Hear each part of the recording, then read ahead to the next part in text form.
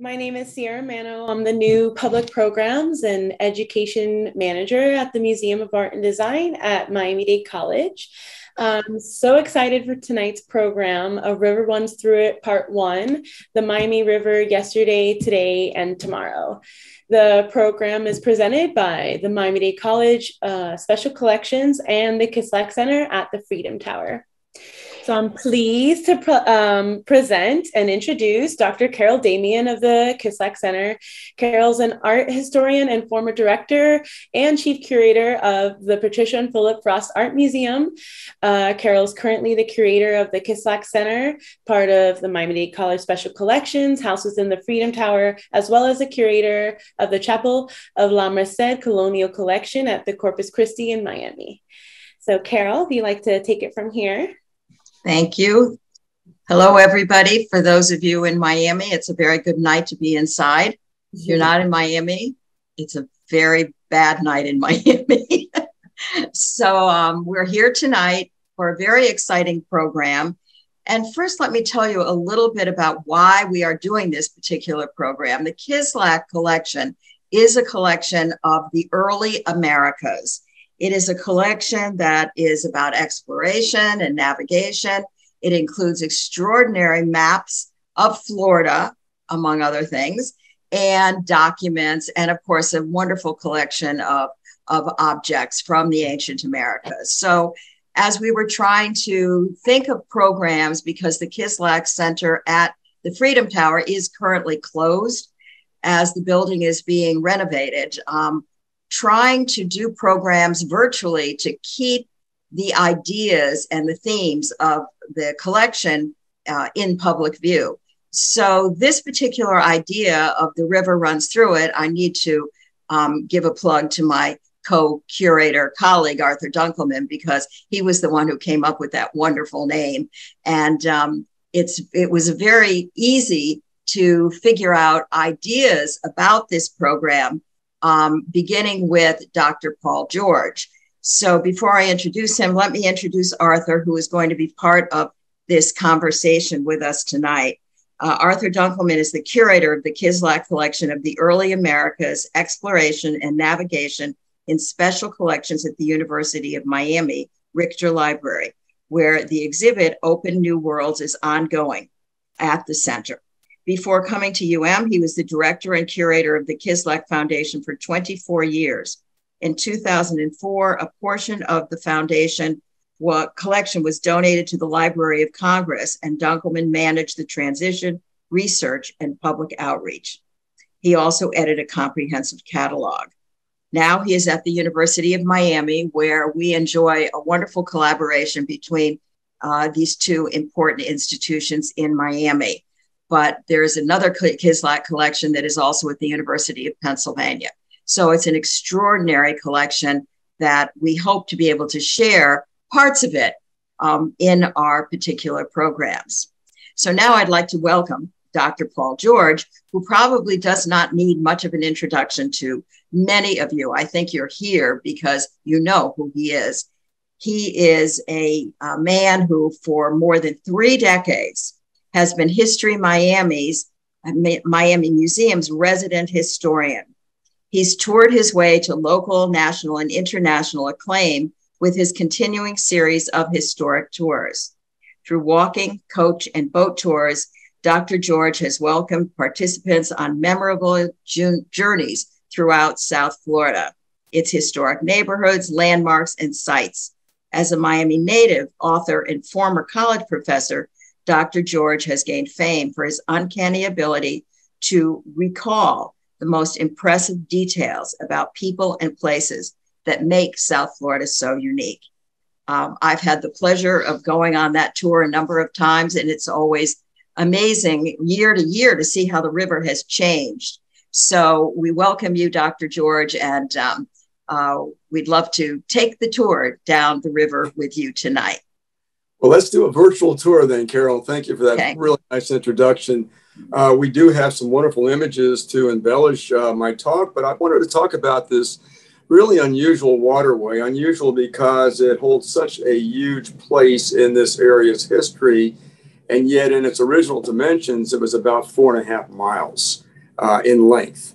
It was also shallow, but boy, have things changed in the last 122 years since the birth of the city of Miami, 126 years, I'm sorry, since the birth of the city of Miami.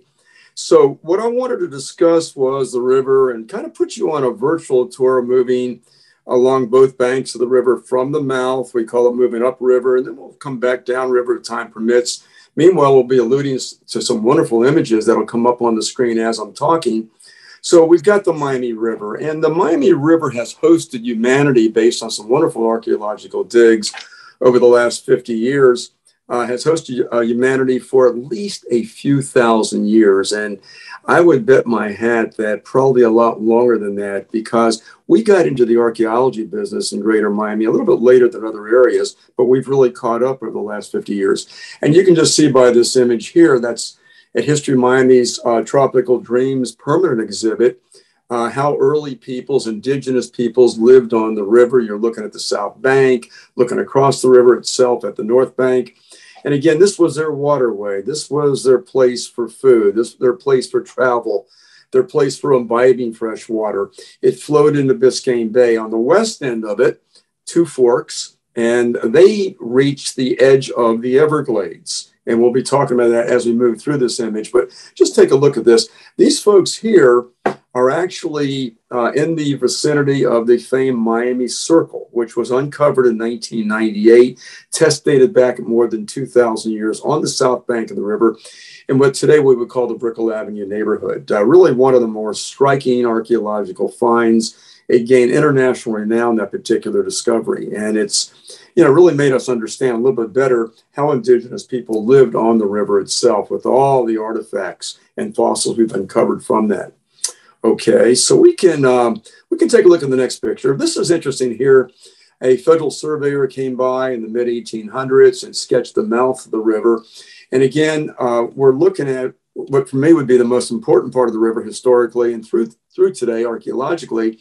On our right, which is the north bank, you can see this image. And again, this is the middle part of the 19th century, excuse me. You can see a Fort Dallas. It was an army fort built during what were called the Second and Third Seminole Wars, efforts by the U.S. government to move Native Americans west of the Mississippi River into Indian Territory, much of today's Oklahoma, parts of today's Arkansas. And so you've got that sketch there of Fort Dallas. Colonel English above that indicates to me that this was done, and I know when it was done in 1849, that we're in the 1840s because Colonel English would purchase this property where his uncle had a slave plantation of upwards of 60 enslaved people from the beginning of the 1830s until the war broke out. He decided he better pack up and leave. His nephew, William English, then would reconstitute this plantation in the next decade, the 1840s. So you've got the river on the south bank. It's relatively speaking undeveloped, as it is on the north bank, with the exception of that area close to the mouth of the river itself. Okay. And this is interesting here, the grassy bank of the Mayaimi River. You're looking now at essentially the headwaters of the river. You're looking at the North Fork as it begins at the edge of the Everglades. And so the eastern edge of the Everglades before drainage began off of one of the forks of the New River in Fort Lauderdale in 1906. Drainage began in Miami off of the North Fork of the Mayaimi River in 1909. So this is pre all of that. This is when the city was coming together as a municipality in 1896. And you can see as you're moving to the front of the picture itself, you can see the grasslands, which would be the eastern edge of the Everglades, are giving way to a piney woods forest. And that means we're moving into higher ground. We're leaving the swamp itself. So think of 32nd Avenue today on the north bank of what is technically the Miami Canal. That would be where the Everglades came in, that far east at one time until drainage commenced in 1909. And those waters, of course, would feed the river. We talk about the falls that began right at the edge of that line. And then we talk about the rapids, these boulders that this river and this water swirled around that powered early machinery in the 1840s, among other times. So it's really a very vivid image here. So we're looking now at the end of the river, if you will, the western edges of the original river, giving way eventually to the Miami Canal. That canal is going to run for 90 miles from the edge of the North Fork of the river at 24th Avenue, all the way up to Lake Okeechobee. And why was it done? As a drainage canal to drain the Everglades. The common belief then was, at least on the part of Champion's Everglades drainage, that if you drain the Everglades, which is a 5,000-year-old part of South Florida from the lake on down to the Florida Bay, if you drained it, you would create the richest farmland in the world. That's the way it's Champion's sold drainage. So you've got this canal. It's one of several canals, 4 from the southeastern part of Florida, 1 that goes from southwestern Florida up to the lake and back, of course. So you've got drainage. The reality is that drainage has created, but it took a long time to do it, suburbia for Miami-Dade County, for Broward County, for Palm Beach counties, and it mixed in with farmland like sugarcane and things of that nature. Okay. This is a great view. Again, we're at the mouth of the river. You're standing on the south bank, lower right. You're looking across the river. I mean, it is just pristine in this image. Ralph Monroe was, as far as we know today, the possessor of the first camera in Southeast Florida. And these are photographs from his camera. We have it at HistoryMiami. We have that collection, and it is just superb. It was only uncovered when the Barnacle was purchased by the state of Florida in the early 1970s. And they started rummaging through what was left there in the attic. They found these plates that were developed into these images. And then lo and behold, about maybe 8 or 10 years ago, HistoryMiami, we have a tremendous image collection there, would purchase images from his Uncle Alfred's camera, maybe the second possessor of a camera in the area. His Uncle Alfred was from New England, and he would winter in Miami as an elderly man. But look how pristine it is. Now, the coconut trees are not indigenous to the area. They're imported from elsewhere. It could be Trinidad, actually more indigenous to India than anywhere else in parts of the South Pacific. But this is the way it looked before development. This is 12 years before there's a city of Miami. I'll tell you how sparse the population was in this area. The Florida State Census in 1895 found just 9 people living along the mouth of the river. On our right, the south bank, was the large Brickell family. On the left, by 1895, was Julia Tuttle, who was widowed, and her 2 children. And that was it. Railroad came in that year, 1896, just transposed everything. Became a completely different entity at that point. Okay. Seminole Indians invited they came at the behest of the Spanish into Florida, serving as border guards initially in the early 1700s, migrated very quickly. At least some of them did. They were members of the Creek Nation in Georgia, parts of Carolina and Alabama, migrated all the way down to the New River in Fort Lauderdale, down to the Miami River within a matter of a couple decades. And a couple of wars pushed so many of them west. Others who found a place to stay away from the guns of the U.S. Army took refuge in the Everglades and Big Cypress. And this is what we're looking at here. These are folks that are poling either up or down the Miami River this time. You could pole because it was so shallow. Today, with frequent drainage of that channel, because it is a working river, we're at about 15 to 16 feet in terms of depth. At this point, it was very, very shallow. Okay. This is another look at the rapids. And again, what happened was the water came off the Everglades, especially during the rainy season, and it flowed strongly, and it dropped into what we call the falls. And that water continued to move in an easterly direction. We're talking now moving east past today's 32nd Avenue, North Fork of the river. Again, big boulders, Mother Nature had a play with this, and it just really created this churning effect. And it would power a Kunti starch factory. That is a plant by the name of the cycad plant. Native Americans had learned how to crush the root of that to make starch for baking, to sort of solidify more strongly their stews and their soups and all. And non-Native Americans then would pick it up from them. And it became the biggest export product in Dade County for much of the 19th century. And so what you're looking at now would be the rapids just beyond the falls as we're moving away from the Everglades, moving east into the whole North Fork of the river. Okay. This is a great aerial. And I think what we'll do is they're driving the lecture right now. We're going to have time for questions and answers, and I can come back and comment later once we get through the images. But these things are so striking, and I'm just so glad we could share this with our audience. You're looking at the mouth of the river from the vantage point of the North Fork. In the lower right-hand part of the picture, you're looking at people who were in all likelihood guests of Henry Flagler's magnificent Royal Palm Hotel, which opened in mid-January of 1897. Flagler actually wanted to build it where the river met the bay, but Julia Tuttle, who had awarded that land to him in exchange for bringing his railroad down and building a hotel, said, "You can't do that because it'll block my view from my front porch," and this would be where the entrance is to the Hyatt Regency Hotel in downtown Miami, of Biscayne Bay. And so what Flagler did instead was he built these gardens equivalent of about a block or a block and a half. And then immediately north of there would be the back end of the Royal Palm Hotel. Across the way, you're looking at elements of the Brickell Trading Post. You're also looking at the constant dredging that went on once Miami became a city in 1896. You see the piles of sand over there. Out of that is going to come a small island known as Burlingame. It's today's Brickell Key on Clawton Island. And we'll be, I think, seeing an image of that a little later on. But this is really a magnificent shot. Now, let's look at the upper part of the photograph. And that is that dense subtropical hammock that the Brickells purchased, homesteaded, what have you, until they owned thousands of acres south of the Miami River along Biscayne Bay, all the way down to roughly today's 17th Abbey. And then all the way north from there, for the most part, until you got past today's Marlin Ballpark, the site of the old Orange Bowl, over to the Miami River itself.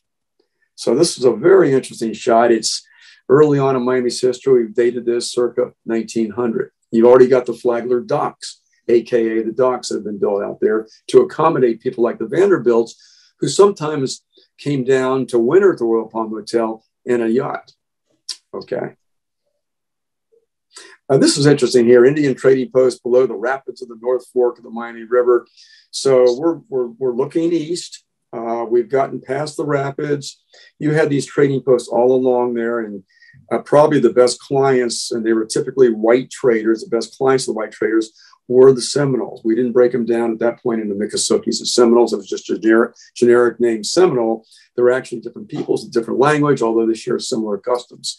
And both of them, of course, come from the Creek Nation north of Florida.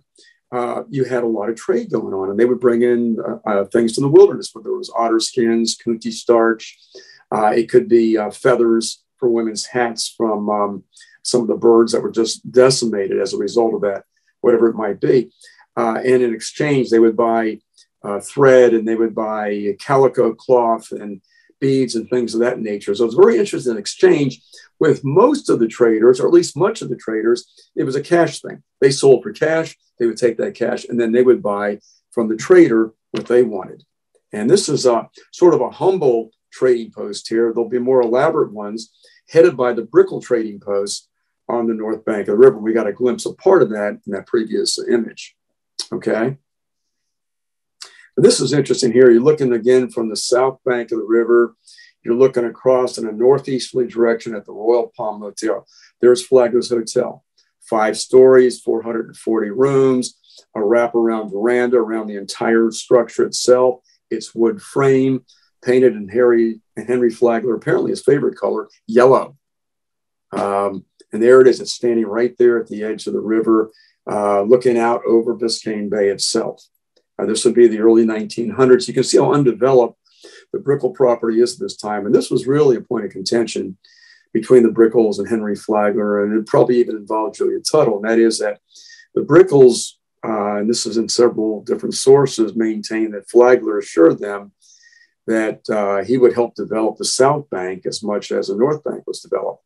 Well, there wasn't really a bridge that would connect today's downtown Miami with the Brickell Avenue neighborhood until 1930. And the railroad didn't cross until a trestle was built in 1901. So really, there wasn't really a whole lot of opportunity to develop that South Bank. That will come later, and it's going to be a residential neighborhood. But at this point, as you can see, it's like a staging area for boats and boards and junk and what have you. But that's that subtropical hammock that you're cutting through. Heavy with coconut palms, but a lot of other trees too. Okay. This is a view of homes east bank of the Miami River. Carol and I were discussing this before the talk. We're looking, if you look at the center home in the center of the picture, that was a home of Miami's second mayor, James E. Lummis, elected in 1900, served till 1903.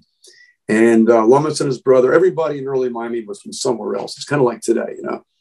And they came down from Georgia, They were entrepreneurs, bankers, grocers, developers. They did the first significant development on Miami Beach, south of Fifth Street, for example. His brother, J.N. Lummis, I sure like the initials, was the first mayor of Miami Beach when it incorporated as a town in 1915. But I'm making a point about J.E. Lummis's home because that home stood as late as the 1960s. He passed away in the 50s. Across from the home is like a green space. That becomes one of the two oldest parks in the entire county, Lummis Park, named for him. And that park opened in 1909. It's interesting that he was given so much credit, and deservingly so. I like to kid about this, because he never left home in all his years in Miami without his trusty umbrella. Not a very good advertisement for Miami's eternal sunshine or what have you. Now, if you look at the picture a little bit to our left of the Lummis house, you can see the Scottish Rite Temple that's going up over there. And we'll get a better look at that a little later on. Okay, but you can see the river itself. The banks haven't really been bulkheaded. It's just kind of finding its way. You know, today it's an economic engine. It's the fifth busiest port in the state of Florida. But at that point, it was just finding its way. What it needed was a lot of dredging to really enhance it. This is interesting here. You've got to our left in the center of the picture, that is Clawton Island, created by dredging. A lot of stuff was pushed downriver and kind of collected over there. And it becomes a 3-acre island that the Burlingame family, Margaret and John Burlingame, purchased from the state of Florida. Mary Brickell took them to court, tried to beat them out of it. She said, look, I own all the property on this side. This should logically be mine. Well, they held on. The estate eventually sold that in 1943 to a guy named Ed Clawton, who was a big-time businessman from Atlanta. He wanted to develop it, but he could not get the Brickels. And there was one survivor left at that point, Maud Brickell, a daughter of William and Mary Brickell, to allow him to build a bridge because they control the property on our left side of this image. Now, incidentally, look at the fill going on already. And this is early on. We've dated this as circa 1918. Look at the fill enhancing the southern part of the Brickell Avenue neighborhood as it comes out to Biscayne Bay. You can see the Royal Palm Hotel in the center of the picture, a little bit above Clawton Island. And incidentally, Clawton Island becomes an area of development only in 1979. The bridge was built finally in 1973, making the chances of that developing a greater reality. But it still took until 79 when Swire Limited out of Hong Kong came by and said, and got the green light to begin to develop. And it is almost built out today. It includes a 5-star hotel. Can I interrupt you for a minute? I'm looking at this photo, and it looks like there's quite a lot of residencies in the area behind the hotel. Yes. What was the population? This was 1918? Yeah, we said circa 1918. And then this is interesting, and it's a really a good question on your part, Carol. Miami grew per capita faster than any other city in America between 1910 and 1920. So how many people did it have? It had 5,500 people rounded off in 1910. In 1920, 29,600 plus people. And that was nothing compared to what it was going to be during the great real estate boom. And what you're looking at, of course, is the concentration of development. It's in downtown and points north of downtown. Now, if you look at the river, it's serpentine shape. Let's just take it moving left in the center of the image, and then it's going to turn right or north. And you can see that on the downtown side, development's thick, but it's also developing on the left side, which is part of today's East Little Havana, then known as Riverside, a dynamic development that I've studied very closely over the years. In fact, my first 8 years on the planet, I lived in Riverside. And I was always kind of enthralled with those wood frame homes I saw as a boy and what have you. But yes, it is developing very quickly, setting the stage for a great real estate boom that reaches its peak in the late summer of 1925. And you can see, incidentally, before we leave this image, you can see the Brickell Mansion in the wooded area. Take a look at, something I'm fairly certain it is. Take a look at the center, just a little bit left of the center of the photograph. You'll see all the foliage there, and then you'll see that beautiful neoclassic design building. That was built by the Brickels in 1905. Why? They were prospering. They sat on that land. They came down in 1871. They started buying, homesteading, whatever. quit claiming, et cetera, until they had, as I mentioned before, thousands of acres. They also had the area that brackets downtown Fort Lauderdale on both sides, east and west of today's downtown Fort Lauderdale, and thousands of acres elsewhere. For example, today's city cemetery, which is north of downtown Miami, that was Brickell property. Big parts of Little Havana, Brickell property. And it just goes on and on and on. But that's the mansion. And that stood until the early 60s when it came down. Well, Paul, I have a question. Sure. What did all these tens of thousands of people do between 1910 and 1920? There was a huge explosion of population. Was there a commensurate explosion of business that these people survived on? Well, a couple of things. And I think most important during that decade was building, the construction jobs. It was said that James Daring employed 10% of the city's population in building Vizcaya and building the gardens and what have you. Vizcaya was built between 1914 and 1916. The gardens weren't finished until 1925. So there was a lot of work there, and tourism was really cooking at this time, very much so at this point. So it's becoming a pretty serious tourist center, and that all explodes in the even early 1920s when you've got one of the most prominent tourist centers on the East Coast of the United States is now Miami and Miami Beach. Miami Beach is very young at this point. So those are two of the big things. But the question you raise, Art, is an eternal question. What does everybody do in Miami? How can you have so many people? And in this time, this was a smokestack economy in the United States. We didn't have many smokestacks. A lot of trade was going on the river. Again, we're closely connected to the Bahamas, among other areas. Cuba was another place. So there was a lot of development going on. And, when you look at this, and I repeat your question, what were people doing? The biggest employer, other than, say, James Daring, was way down in Deep South Dade, and that was Gaston Drake with his Princeton lumber mill, one of the biggest businesses in Dade County, which was flourishing in that second decade of the 20th century. So, it was a helter-skelter kind of thing, and it was seasonal. For example, as early as, I don't want to digress too much in this, as early as, say, the late 1910s, the Herald or the Miami Metropolis, the two leading newspapers, would usually put out a caveat as the winter season was beginning, say late November. Please fix up your houses, make sure you've cleaned up all the stuff around your house because the tourists are coming and we really need their assistance. These are the people we're catering to. So already we had that sense of catering to tourism. Flagler was a great promoter. He died in 1913, but he was a master promoter. He was always bringing people down. But I think that development was probably the chief employer in the 1910s. And if you look at the two booms we've had in the early 21st century, development has been a huge employer again. Okay. This is very, very interesting here. Native Americans, a lot of them lost their ancestral lands with Everglades drainage.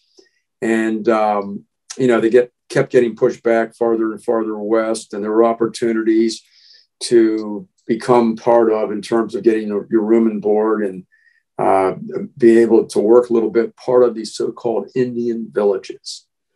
These were essentially white-owned tourist attractions along primarily the Miami River, mainly on the South Bank, but they also would be partly on today's 27th Avenue and a little bit past the 27th Avenue Bridge on the North Bank. And what they did was tourists were brought here.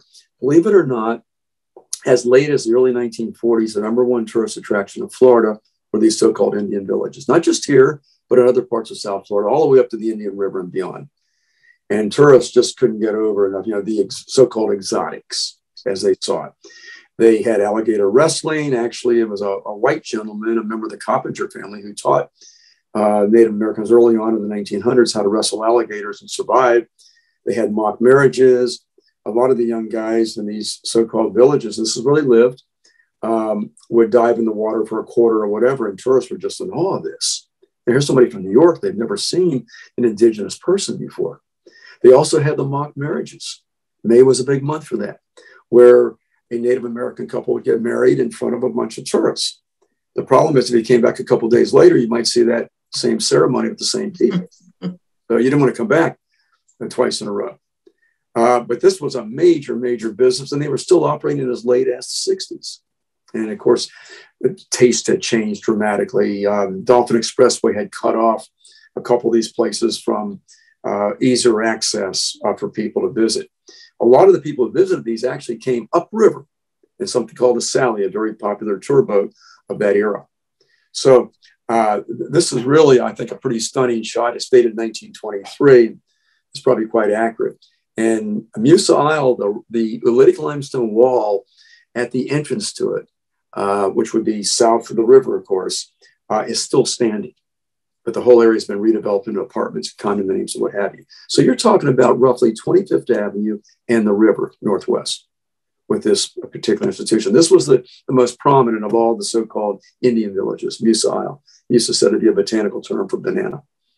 And what happened to the people when these tourist attractions ended? Did they go into the reservations in the Everglades? Well, you know, it's interesting because Cypress, or it really coincides with the rise of the reservation area, you know, which was, thank God, good timing. And whether it being Big Cypress, as you've indicated, or parts of Miami-Dade County or parts of today's Broward County. And you begin to see the rise of, you know, residential base in those various areas. And then, of course, you've got, you know, the tourism that comes soon after that with the Native Americans, whether it be the Miccosukes or the Seminoles. Okay. The Miami Fish Company, naturally, there were a lot of maritime businesses on the river. The Miami Fish Company, they brought in fish. You can still fish Biscayne Bay today and come up with such a variety of fish you couldn't imagine. It's a state aquatic preserve, a part of it. Another part of it is a national aquatic preserve. Even with all the so-called fishing out of the bay, it is still rich in marine life. And so you had a lot of stuff coming in and a lot of stuff being shipped out. And this is just one of the businesses along the river. They tended to be on the south bank because it was less developed. The north bank was where not just downtown was, but the residential communities as you move upriver. And this is an interesting shot. It's the early 1920s. Okay. This is interesting here. Rose Richards and son. Rose Wagner Richards was a member of the Wagner family who moved, William Wagner moved in the late 1850s from Charleston, South Carolina, to a tributary of the Miami River that was named Wagner Creek. It's today's Seabold Canal. Seabold Canal runs parallel to Northwest 7th Avenue. It breaks off from the river, and then it moves in a northwesterly direction through the health complex all the way into Alapata. And the edge of it, the end of it, is Juan Pablo Duarte Park, west of Northwest 17th Avenue, south of today's Northwest 28th Street in Alapata. And this family moved down, the Wagner family, to the area. One of the reasons why, I think, was that Eveline Amir Wagner was a Creole, and you couldn't have intermarriage in a place like South Carolina. Somehow that had happened there. So they moved to the wilds of Southeast Florida when nobody lived there. William Wagner was a devout Catholic in an area without any institutional religion at times. Nobody lived here. But he was able to get the Catholic Church eventually in the 1870s to bring a priest sporadically, maybe once a year at most, to administer the sacraments and celebrate Mass, et cetera, et cetera. He built a chapel. So he's really the first lay founder of Catholicism in its modern sense in the area. Today, the Archdiocese of Miami has well over 1 million Catholics. I'm not sure how many are active, but well over 1 million Catholics with 110 parishes and what have you. This is his daughter. And she was a wonderful woman. She married a man named Adam Richards. They homesteaded out in today's South Miami, not in the incorporated part of South Miami, but in that area off of Sunset, near the Pinewood Cemetery. They had 10 children. And in a sort of a large one-room building, and it was always shut tight because of mosquitoes out there. It was a true wilderness. So we're also indebted to her because she gave us an account, listen to this, of Miami during the Civil War when a Union gunboat found out that a Confederate sympathizer, George Lewis, who was living in Miami, about where the Robert King High Towers are now, immediately north of Marlin Ballpark, Lone Depot Park, had penetrated the blockade that Abraham Lincoln instituted in 1861 to go to the Bahamas and come back with groceries and supplies. Remember now, Bimini's only 50 miles from Miami. And when they learned of that, they sent a gunboat to the mouth of the river. The river actually had a sandbar, so he couldn't go any farther. They dispatched the smaller vessel, 3 guys. They went up to where the Rubber King High Towers are, 14th Avenue in the river on the south side. They torched this place. Rose Wagner was diagonally northeast of there from her place on Wagner Creek. She's written about it. And we had this tremendous amount of information on what was the most momentous, if you will, moment for Miami during the American Civil War. Okay. Just an interesting image of the river. You can see on the right-hand side toward the middle, that's the Scottish Rite Temple, designed by Richard Keenel. And it's getting to be busy now. This is 1926. The temple was finished in 1924. The boom has collapsed, but the boom brought a lot of people down here. You've got houseboats, and this will be the beginning of a trend. The houseboats on the our left-hand side of the picture would be on the west bank of the river. The river now is moving in a north-south direction. They begin a precedent. Throughout the 30s, many people would come down in houseboats, or they'd be tugged here or already moored here, and they would stay there for the winter. The park is outside of our right side of the image, Lummis Park we talked about earlier. So it's becoming a very active river at this point. Not the great economic engine it's going to become, but dredging continues. There was a major dredge, for example, in 1937 that made the river more navigable for larger vessels, those commercial vessels. Okay. This is the after effects of the mighty hurricane. I don't really like to talk about hurricanes. We've been so lucky up to this point. Today's the 15th. This hurricane, no name, struck on September 17th, 1926, with winds of well over 130 miles an hour. And it's, it's kind of edgy to talk about it now. We're trying to move out of hurricane season slowly but surely. But it hit downtown head on. It hit Miami Beach head on. And look at the destruction here near the 5th Street Bridge, which would be around 7th Avenue. Here we have an area of, we're looking west from downtown. Look at that big chimney there. See the chimney there in this picture? And I've noticed it before, but I've never really talked much about it. That is the generator for Florida Power and Light. Florida Power and Light was established in late December of 1925. It was a fusion of a small number of ice manufacturing companies. And their first yard, as they call it, was right there. And that's one of its generators. What's interesting is that there was a second one. But the hurricane of 26 damaged it so much, they took it down.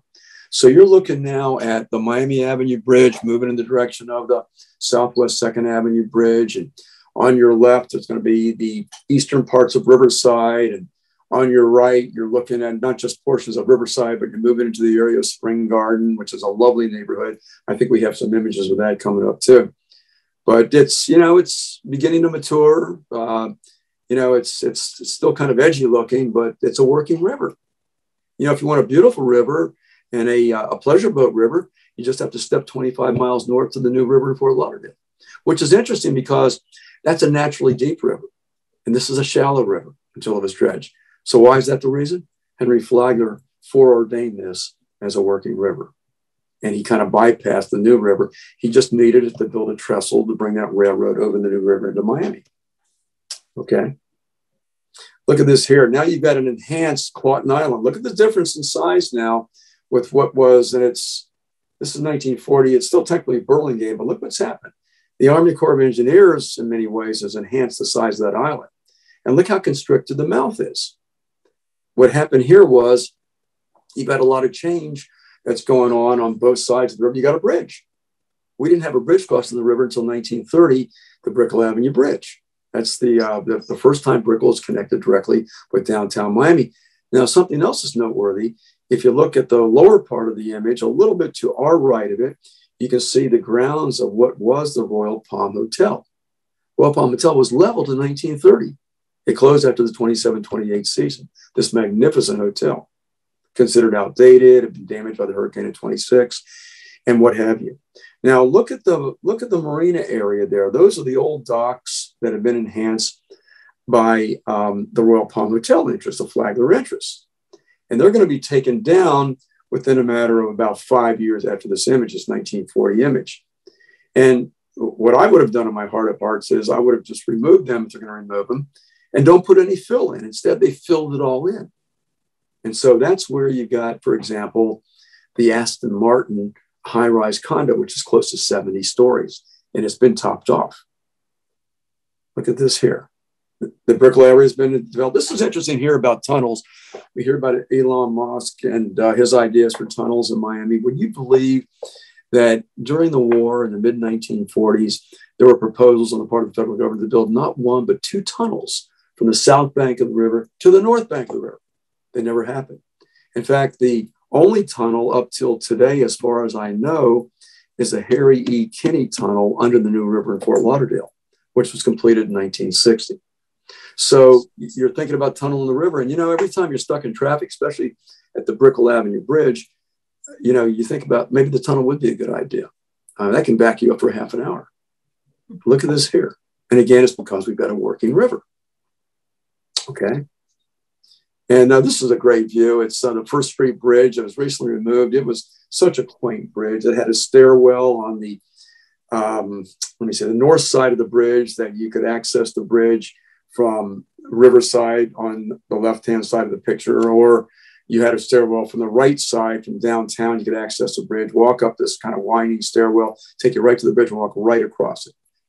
And a lot of people, in fact, stayed in a rooming house, part of today's Miami River Inn, that was a little bit outside of the picture on the left. And they would walk across that bridge for work, or if they were vacationing for pleasure, what have you. Meanwhile, there's the county courthouse, looming large. That was the tallest building in the southern United States upon its completion in the late summer, early fall of 1928 at 27 stories. Look at this here. Okay. 12th Avenue Bridge. This has since been replaced. This is 1957. And to show you how things have changed, this bridge was erected in 1928.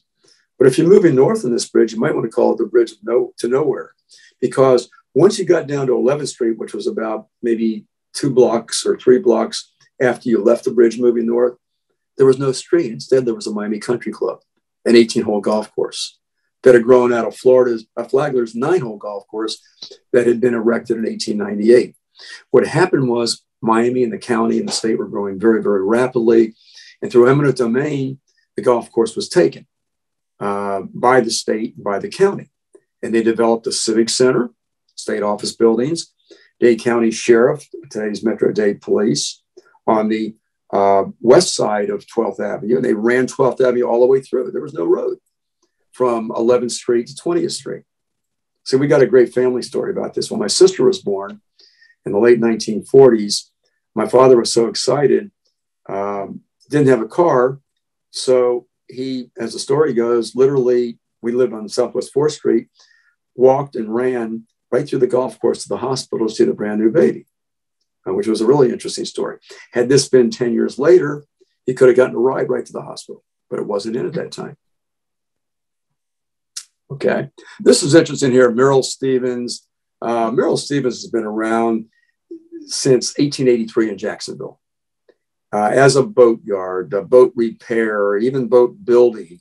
It moved to Miami, or I should say a Miami branch opened up in 1923. Yes, in 1923. And these are the sheds that were built right after the hurricane of 26 damaged the 1923 sheds so badly, they had to rebuild everything. These sheds have been replaced recently. A Turkish billionaire, Remy Koch, who's well into his 90s, very entrepreneurial, bought the boatyard. My gosh, it's been probably close to 10 years now. Spent over $30 million really upgrading it to make it relevant to today's boat needs. But this boatyard is a major boatyard on the river, a major force on the river. They convinced the expressway builders, namely the state of Florida, when they put the expressway bridge over the river east of here, please don't put it at 50 feet. We're still dealing with tall sailboats that are close to 70 feet. And so the bridge on the expressway coming over the river, it's not in the picture here. It wasn't really completed until a few years after this. The bridge stands at 70 feet above the high water mark of the river. Now, meanwhile, the old golf course in this image here is very interesting. Look what it is now. It's parking lots in the center of the picture as the Gerstein Justice Building toward the top of the picture. And there's other buildings in the picture here too. Later, the Veterans Administration they built. That's the Cedars Lebanon Hospital behind the Gerstein building, which is today's U Health facility, so on and so forth. That's Alapata on the Miami River. Okay. The Brickell Point Apartments on the south bank of the river, near the mouth of the river, built in 1950, said to be the last word in apartment living. Well, they were in pretty bad shape by the 1980s or thereafter. And this is when Michael Bauman came along and bought the property in preparation for building not two real tall towers, but more than mid-rise, probably somewhere between mid-rise and high-rise. And that's when the archaeologists came in, led by Robert Carr, who's going to be, I believe, with you next week. And they found the fabled Miami Circle on this site. Here it is here. There's Bob with John Russick. He's talking to you right now. Bob would be the guy on the right in the center of the picture. That is the circle. 38 feet in diameter, perfectly circular. It's like the spokes of a wheel reaching out. The oolitic limestone is about 2 to 3 feet below the surface. The state of Florida, primarily, put up the money under a lot of wonderful community pressure to buy it and preserve it. They spent $26.7 million for this 2+ acre site. The shame of it all is they covered this to preserve it in 1900. They had never removed the cover. So what I've been lucky enough to see as a teacher at Miami-Dade, I brought a class over there as a tour guide for HistoryMiami, as a father of a couple of young sons at that time, I've been able to share the circle with them. What we need to do somehow is come up with $1 million, open that thing up again and put a glass or, I don't know, some kind of a glass top on like they do in Europe, and you can look down and see the circle. There's also a shark's vertebrae that's embedded in one of the spokes. It's a very interesting thing. Test dated back at over 2,000 years. Look at this here. There's the expressway bridge I was talking about before. Now you're looking, of course, upriver here. Came through in the late 1960s. This was one of the last links in the puzzle of creating I-95, which incidentally was known at that point as the North-South Expressway. The 95 thing comes a bit later. Okay. And you're looking at Jose Marti Park. It's ready to undergo a facelift. And they want to develop along the water's edge a means through mangrove trees. That's one of the proposals to hold off the rising waters that invariably are coming here. It's a popular park. It opened up in '85, $7.5 million. They built a community center, and they've got a gymnasium also as part of the complex. If you look at where the tug is, and tugs are very, very commonplace on the river. There's two major companies that run tug businesses there. They're pulling freighters up and down river to the point. At one point, about 10 years ago, I'm not sure what the count is now, about 50 freighters a month are being tugged up and down river. They don't come under their own power.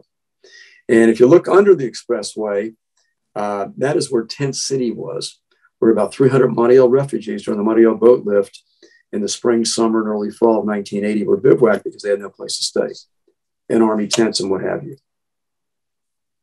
Merrill Stevens, once again, that's where you see Remy Koch has bought it, RMK, Merrill Stevens.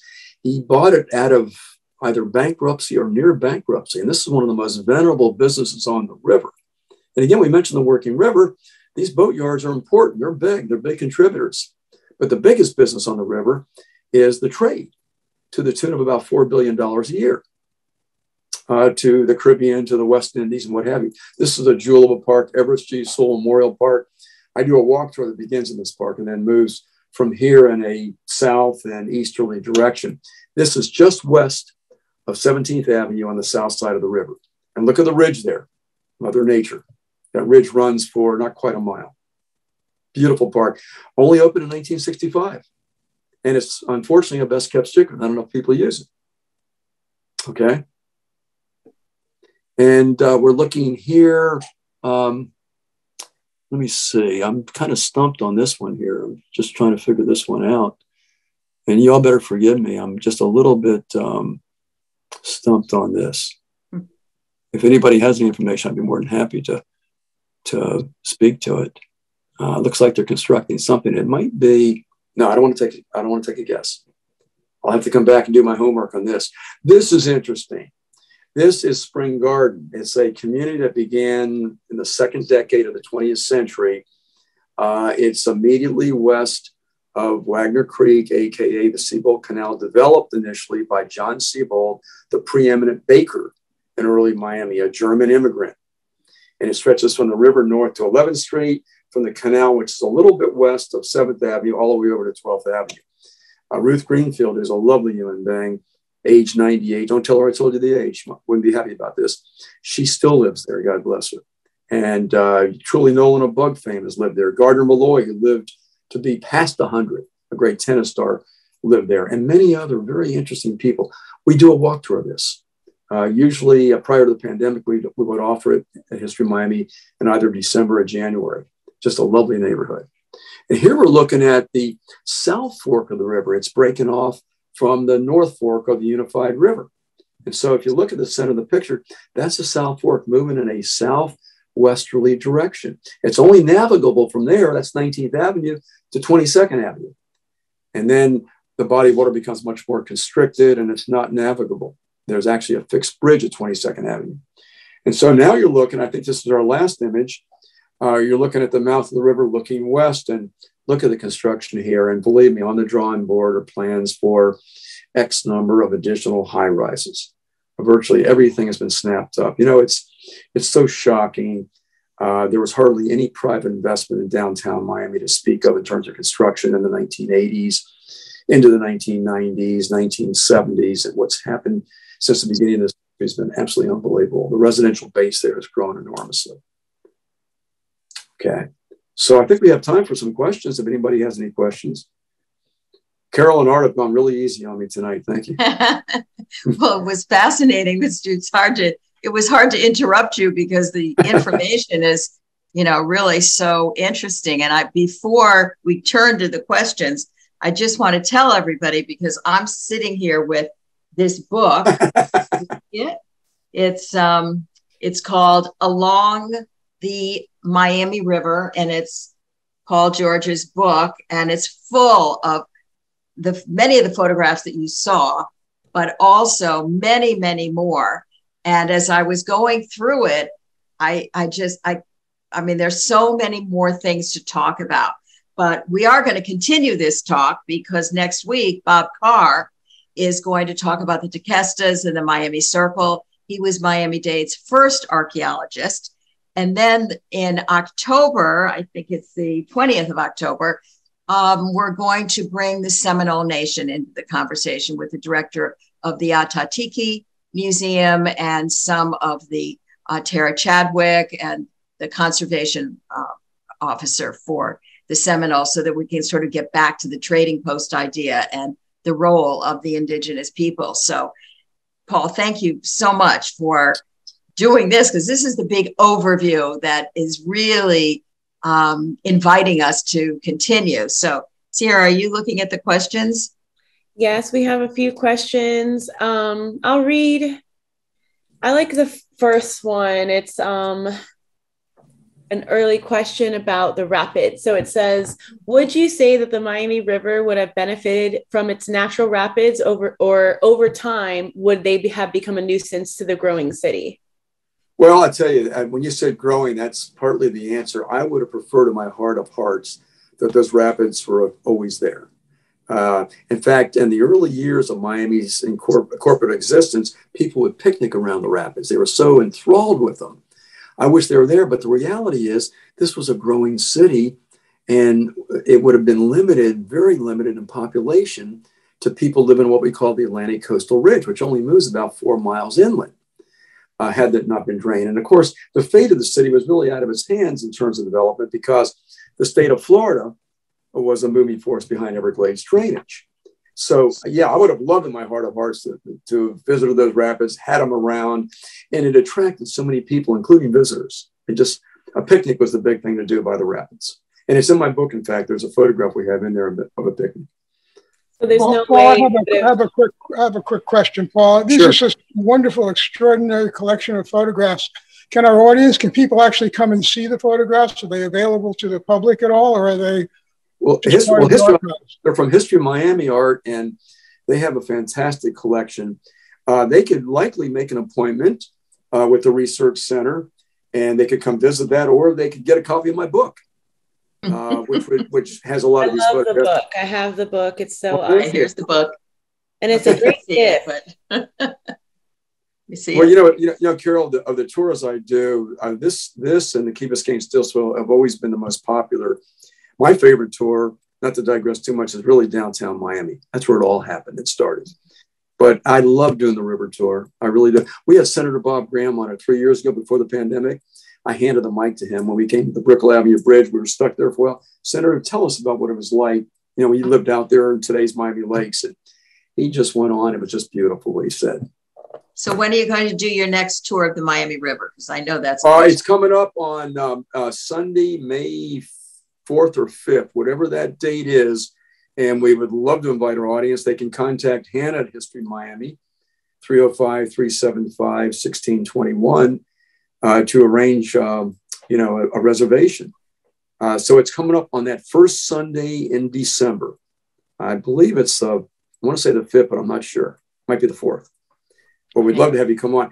And Carol, I wouldn't be surprised to see you on it again. Again. And I'm going to give you even bigger VIP treatment next time I see you. I mean, maybe a hardship award or something. Do we have time for one more quick question, or? Yeah, I think we have 1 more minute. Go ahead. This one I was curious about. So it says you have mentioned the 4.5 miles inland. Can you give an idea of where that is today?